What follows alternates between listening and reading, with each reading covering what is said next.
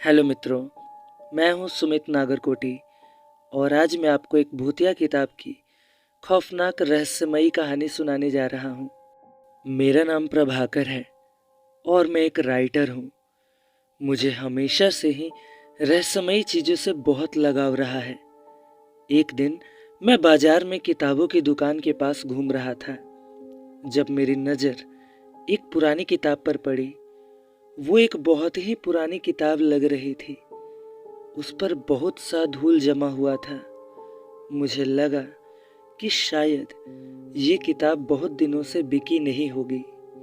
मैंने दुकानदार से पूछा, ये कौन सी किताब है? दुकानदार ने कहा, पता नहीं, ये कल रात मेरी दुकान के बाहर पड़ी हुई मिली थी। किसी ने इसे यहाँ छोड़ दिया होगा। मुझे ये किताब काफी रोचक लग रही थी, इसीलिए मैंने दुकानदार से पूछा, क्या मैं इसे खरीद सकता हूँ? दुकानदार ने कहा, ठीक है, मैं इसे आपको सिर्फ 100 रुपए में दे दूंगा। मैंने तुरंत 100 रुपए देकर वो किताब खरीद ली। घर जाकर मैंने तुरंत उसे खोला।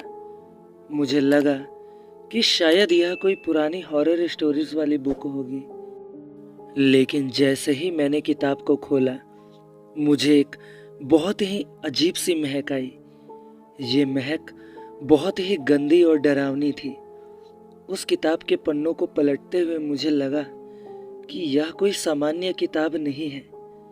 इसके पन्नों पर किसी अज्ञात भाषा में कुछ लिखा हुआ था, जो मैं समझ नहीं पा रहा था। अचानक मेरे कमरे में एक अजीब सी ठंडक छाने लगी। मुझे बहुत डर लगने लगा। मैंने वो किताब बंद कर दी और उसे अपने बिस्तर के नीचे रख दिया।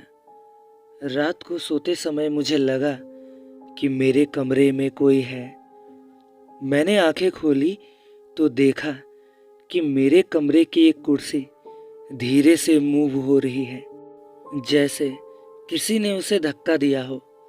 मैं बहुत डर गया और चादर ओढ़कर सो गया। पूरी रात मुझे लगता रहा कि कोई मेरे कमरे में मौजूद है। अगले दिन मैंने उस पुस्तक को फिर से निकाला। मुझे लगा कि ये किताब श्रापित है, जिसकी वजह से ये सब डरावनी चीजें हो रही हैं। इस बार जब मैंने किताब को खोला तो उसके कुछ पन्नों पर लाल रंग की स्याही जैसा कुछ लगा हुआ था। मुझे लगा जैसे ये खून है। मैं बहुत डर गया और किताब को टेबल पर रख दिया। तभी मेरे कमरे का दरवाजा धीरे से खुलने लगा और एक काला साया मेरा पीछा करने लगा।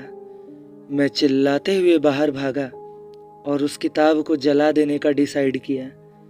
मैंने उस शापित किताब को घर के पीछे ले जाकर उसमें आग लगा दी।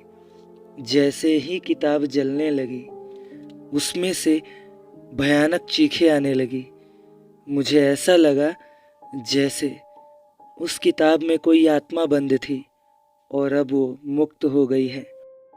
किताब जलकर राख हो गई और आवाज़ें भी बंद हो गई। मुझे बड़ी राहत मिली। मैंने ठान लिया कि दोबारा कभी किसी अनजान किताब को नहीं खरीदूंगा। उस दिन के बाद से मेरे परिवार में कभी कुछ अजीब नहीं हुआ, लेकिन आज भी कभी कभी रात को सोते समय मुझे लगता है कि मेरे कमरे में कोई है और मैं सोचता हूँ, कहीं वो भूतिया किताब फिर से तो नहीं आ गई।